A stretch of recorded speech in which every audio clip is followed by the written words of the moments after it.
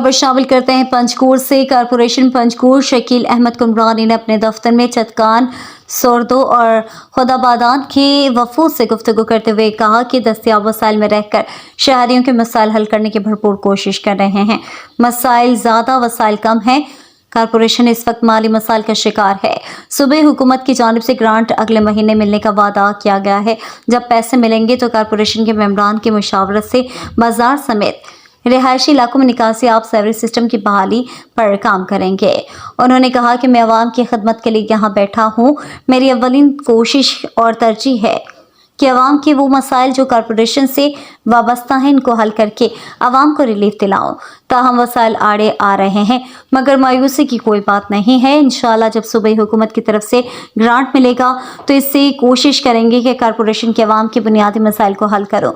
इस मौके पर शहरियों ने मेयर कारपोरेशन शकील अहमद कुमरानी का शुक्रिया अदा किया जो इलाके के मसाइल के हल के लिए संजीदा कोशिशें जारी रखे हुए हैं।